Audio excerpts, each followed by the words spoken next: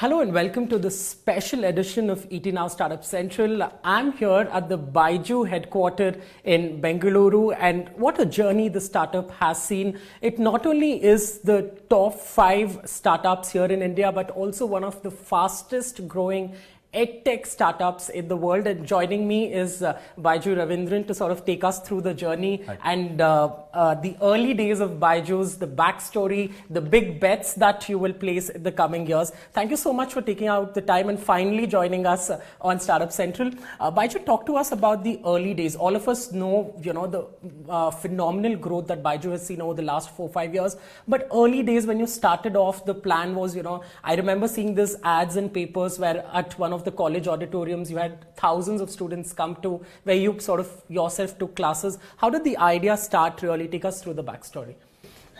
I always used to teach math. First, I used to teach maths to myself. So I've been a self-learner throughout.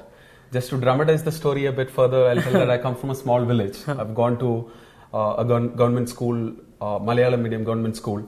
But that kind of forced me to become a self-learner. That's not the only reason. I used to spend most of my time outside classrooms, playing games, learning life. So, learn math and science on my own. The average English which I'll speak during this interview is something which I've learned by listening to sports commentary on radio. And so, being a self-learner, and then I started teaching students in the neighborhood. So, love math and still love math. Continued with that, ended up becoming an engineer. I always tell them an engineer by chance, a teacher by choice, which made me an entrepreneur by chance. So how that happened, just to give some light on that. So I worked outside India as an engineer. During vacation, friends came to me for help. They were preparing for CAT, started teaching them. What started off with 35 students in the first session became 1200 in the 6th session. So moved from a classroom to an auditorium and then later to a stadium. So at its peak, I used to teach more than 20,000 students together and math. And so it's almost like teaching math in a stadium. You need to elevate that to the level of a performance. And that wasn't heard of that time, right? So many that was very unique. That was also unique.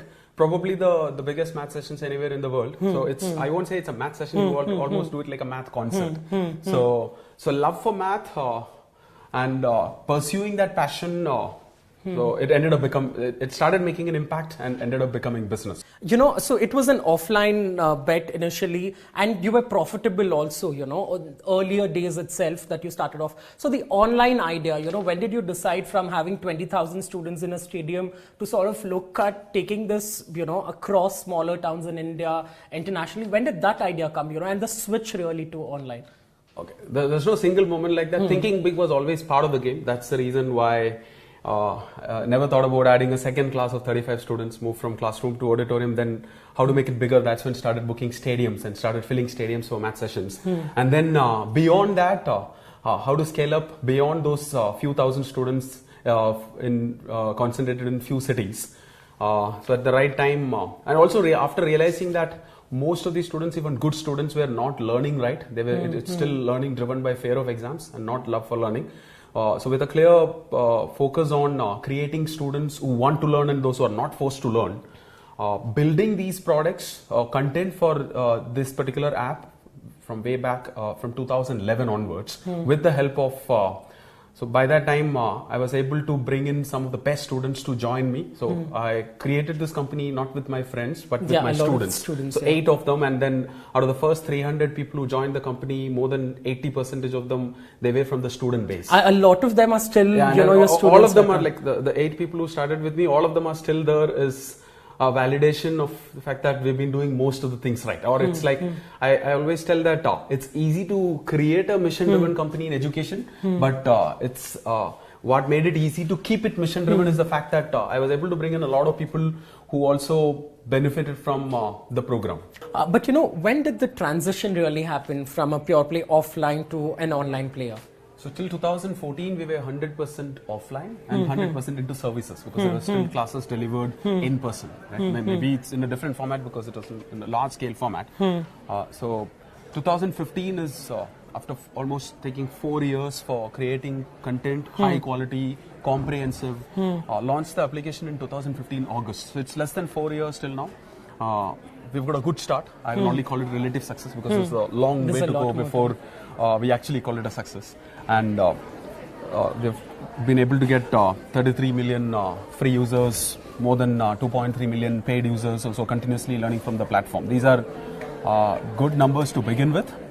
But what we are proud of is the fact that students are spending more than an hour on the application every day on an average. Got it. So clear validation that they like it. But that alone is not enough. Student liking is not enough. It's also important that it's useful for them.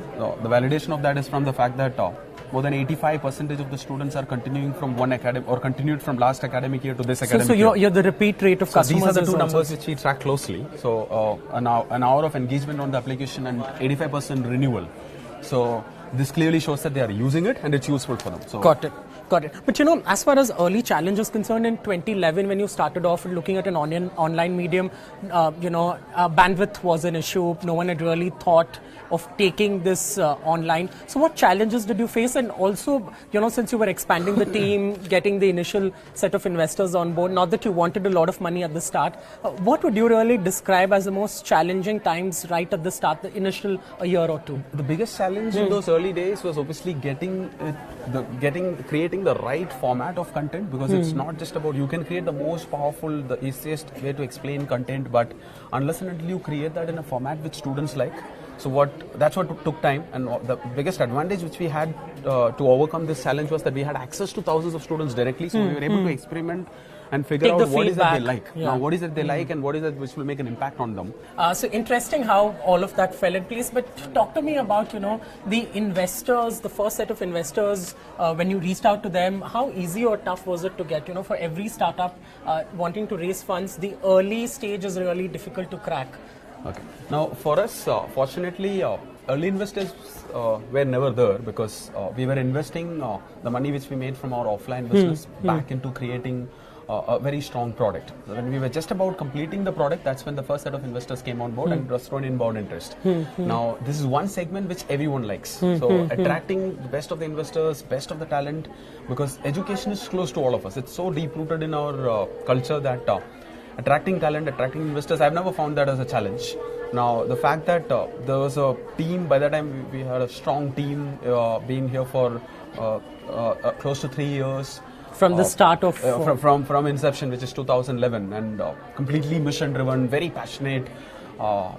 That would have, I'm assuming that's the reason why, what got the initial set of investors attracted into it.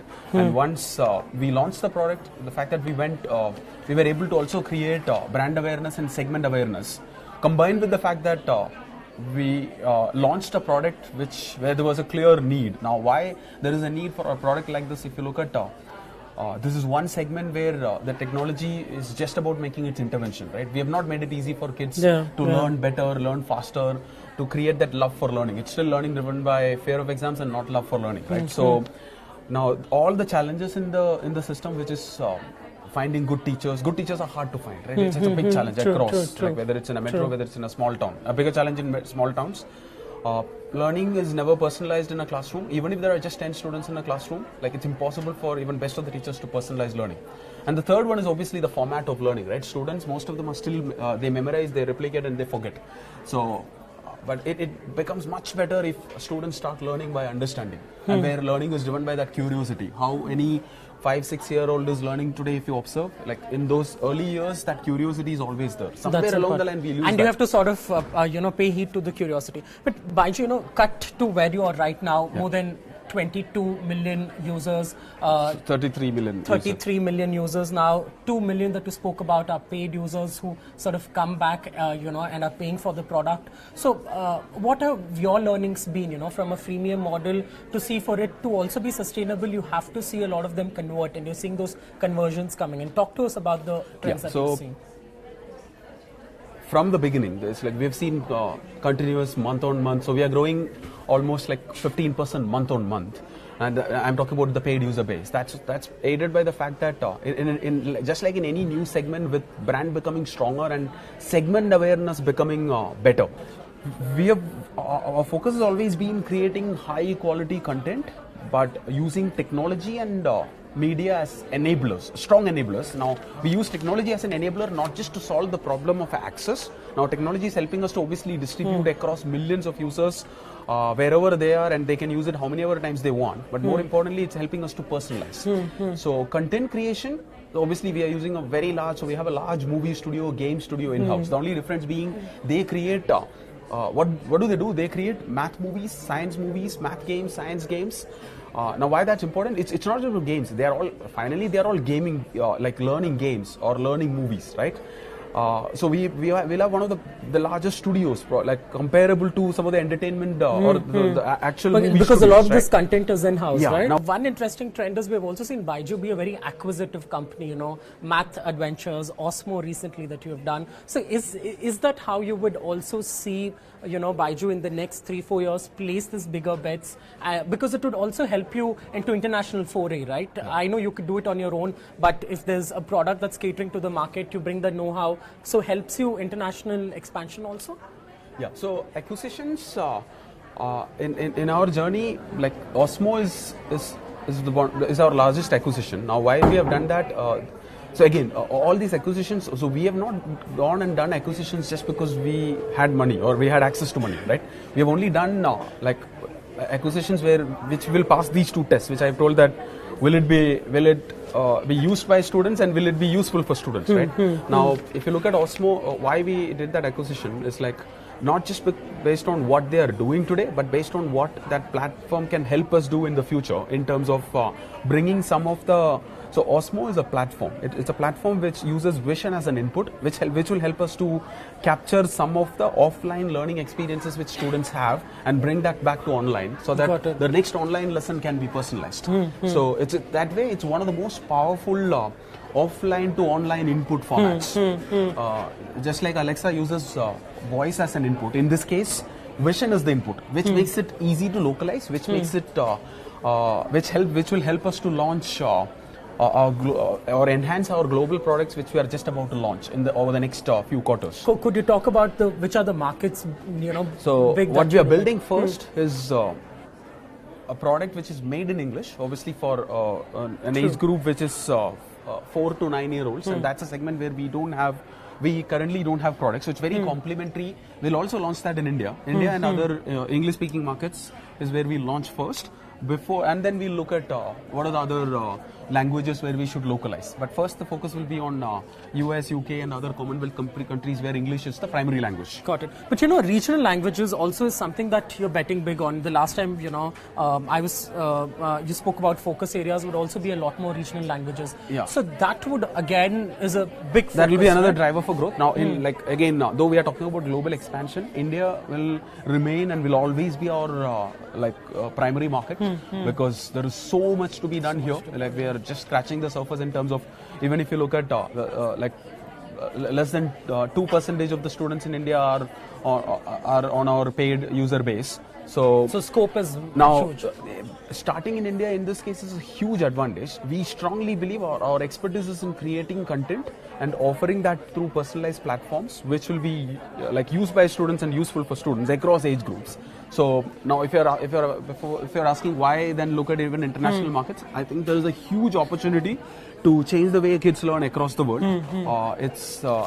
Strongly feel that a company like that, a product like that can come out of in India, which will help us to create one of the largest, if not the largest, education company in the world. That's I'll say the next aspiration. That's obviously it's like having thinking big has always been part of the game, but I always tell that it's important to have a big dream and think at that level. I tell everyone that I normally tell the students and people who work for me, raise your aspiration level, raise it to a level which you can never reach. And when you're about to reach there, raise the bar again. And that's otherwise there's no fun in the game. Yeah. And the fact over there is, having a big dream is important, but breaking it down and execution is more important. Breaking it down and doing it step by step. This is what I normally tell, that having a life dream is important, but breaking it down and having an annual goal, a monthly goal, a weekly goal, and even a daily goal. That's what will help you to achieve actually those dreams. Yeah, so, interesting set of ambitions you have. But one interesting trend we've seen here in India, Byju, is you've spoken increasingly about it. A large section of your users, the demand is coming from not the top 10 cities, but tier 2, tier 3 towns, which, you also spoke about your early days and the fact that there is lack of access. Talk to us about those trends, the users and on the platform. How do these smaller towns behave? Are they willing to pay? How much percentage of the paid users really come from the smaller towns and villages? Yeah, so we have seen conversions across. Like it's our early users are not just the metro affluent class. Those who are from smaller towns because they're very aspirational. Now we don't need to. The good thing about launching this in India is that there's no need to create awareness for learning. Like almost every student, they understand the importance of learning and learning right. Now, a lot of them, they don't have access to the kind of teachers or the kind of learning tools which or the offline tutoring centers which their city counterparts will have. So what we have seen is from launch, we have got good response, equal or even better response from smaller towns. Close to 60% of our users come from, paid users come from outside the top 10 cities. And that's because out of the two parameters, which is ability to pay and willingness to pay, the second one has a higher weightage because as all of us know that education is still the only way to make it big for all of us. Now, obviously, they will take time. They won't just pay for it. They need to see value in it. Now, the fact that, when parents see that their kids are using it and then they are, not just they are using it, but it's also helpful for them. Because we have a freemium model. This is helping those parents and especially kids to evaluate the product and then before they actually pay for it. Now, having a freemium model is helping a lot more people discover the product before they decide to pay for it. And once they actually pay for it, they obviously they use it and they continue using it. Our like 85% renewal rate on annual subscription is a clear indication that the product is effective. We'll talk more about the business numbers and where things stand. But one thing I have to ask you, and everyone's curious, when the investment from the Chan-Zuckerberg initiative came by, it was the first one in Asia that they sort of bet on. How did that happen? I know you're in an interesting space, education, internet, a market like India, all of that fell into place. But that must have been quite interesting for you also. Yeah, it's not just an interesting space. It's such an important, see, education is one of the most important sectors, right? But unfortunately, this sector, the companies have not seen the kind of success which some of the other sectors have seen. So investor interest, though there's always been investor interest, they're always cautious about investing in companies in this sector, right? So that comes with its own challenges. But for us, it's been that since we have been able to kind of create a very strong product. Now, why they came and why they decided to invest, what they've told us, like two reasons. One, like how we personalize learning. They like the fact. More importantly, the fact that it's creating a huge impact in small towns where a product like this matters the most. So these are the two factors which got them interested in this. So that's the reason why they decided to invest for the first time in Asia, and I think it's still their only investment in Asia. Yeah. Also one thing interesting, Byju, we're the debate around Desi versus Videsi startups. How much of the control do Indian founders still have over their startups? We're still nascent as far as the startup ecosystem in India is concerned. But interestingly, you and your family still own about 40% of the stake in the company. So was that a conscious decision to ensure that a company that you've built so passionately, you're also invested for the long haul? How did you really go about, protecting the interest and ensuring a stakeholder is really? Yeah. See, for us, this is not a business which I have created by raising money from investors. It's the other way around. Before even raising money, there was a clear model, there was a clear vision, and we raised money. And people say we have raised a lot of money, but that is just to accelerate the business. But the fact that we still own, we're still the largest shareholders, and that too by far, is clearly showing that. So we have a very long-term vision for the company, because education is one segment where you can't achieve any kind of success in 3-4 years. So you will see us now, though we have launched the application only 3.5 years back. If you ask me, I've been teaching for the last 12 years. Now, we're very passionate about what we do, and I'm not talking about us, right? We have that founder mentality in our top management. You will see that the first 8 people who started the company in 2011, all of them are still with the company. This is a validation of that. Now, obviously, having that helps us to move in one direction rather than otherwise what can happen, and some companies do happen. Like when you raise money across multiple rounds, across you of course a 4-5 dilute your year stake, timeline, one diluting stake is one part. That is still, it's like, now if the even like you can also have, like we have been very fortunate to have investors who are like almost like partners in this. They're even our early investors are very long term. Now maybe it's because like they all also believe in the long term success or the story in what we do. So having now we have not diluted, like why we have not diluted too much, because as I've told you, there have not been any early investor. We have raised money only to the, so it's like we are not in the business of fundraising. Like we have raised money which to obviously, because our like aspiration is and you have to sort of grow our the ambition business. is huge. Our aspiration is to create like 1 or 2 more large markets and change the way kids learn across the world. That's the reason, like we've been very capital efficient from the beginning. Like we have used less than 200 million of capital to achieve this kind of scale. When I say this kind of scale, you will see us like we have been growing from launch. We have been growing at 100% year after year. 3 years we did that. This year we are going almost at 200%. So from 500 crores last year, we are closing this year at 1400 crores. And you will see us actually which is part of growth. your target. Yeah. And like we are just about closing now, with March getting close over. Now you will see us accelerating our growth. So there is infinite headroom for growth. As I've mentioned that it's still it's still a very small percentage of the students who have even experienced the product. So yeah, but as an entrepreneur, Byju, would you still bat to answer that question on whether would you bat for preferential voting rights? It is now. I'll say it doesn't matter who's having control. It's what is very important. It's important to have like founders, top management, and even a large set of the investors all aligned to the same vision. Otherwise, what can happen is if you have investors coming across like multiple years with because they all have their exit pressure, and it can potentially like finding that right balance between growth and profitability. Like what helps the company is obviously like what you need to do in the next quarter and next to next quarter is important, but also if you want to do this for a very long term, I mean, like growth is important, but having what is more important is having sustainable growth. We have done things on, like in our case, we have only done things. We have not done anything which just adds to the top line. We have done only things which helps us to create.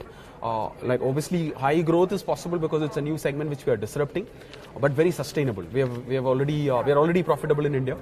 Now, who's having control is of less importance. What is important is like you need. The team and the investors. Now, all of them sort of back aligned the to the idea. same mission, pulling in the same direction. Otherwise, if people are pulling it in multiple directions, obviously the companies will struggle to have that sustained growth. You know, profitability is something that you hit last year quite early on in the journey. Will that be a renewed focus as you move ahead? You know, would you see that continue as you sort of also grow your business? As a company, we'll keep on taking big, bold bets because we are very sure about we'll spend time in creating the product, and the question will only be like whether this product is successful, whether it's used by kids and useful for them will decide how big we will become in that particular market. But as I mentioned, there will always be an eye on doing it in a way which unit economics, like we have always got it right. You know, as far as entrepreneurship in India is concerned, the entire Startup India mission by the government, you know, would you agree that the ease of starting up has improved largely? You know, regulatory environment for startups, for entrepreneurs is getting better. How do you see this space?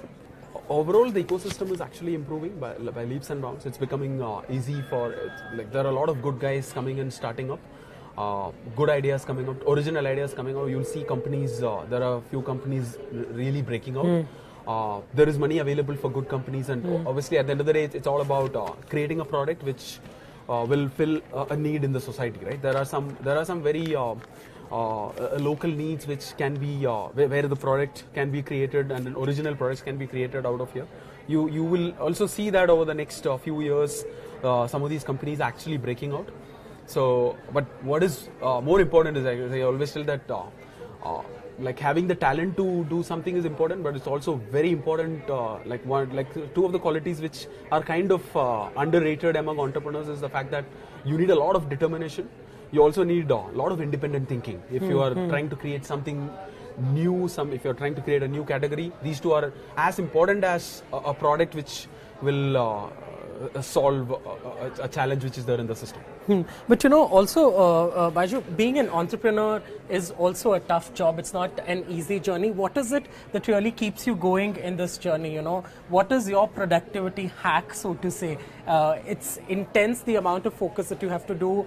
So what is it that keeps you going? I think a lot of people think too much time about how to improve their productivity. It's mostly about figuring out what is more important is like more than trying to improve the productivity. It's always about figuring out things which they like, and generally things which you like are the ones where you will also be good at.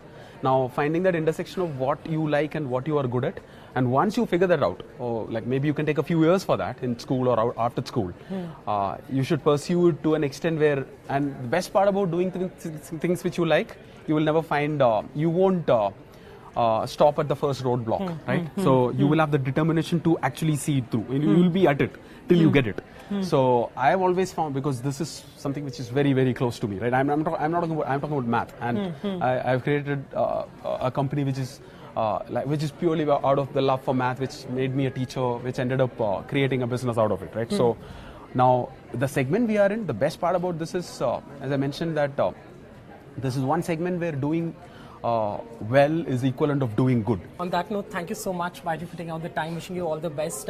So that was Byju Raveendran talking about the big bets that Byju, the company, will take in the coming years, the early days, and the fact that they will continue to focus on unit economics while ensuring that they do take a lot of these products globally. I hope you enjoyed watching this special show. News and updates continue on the other side.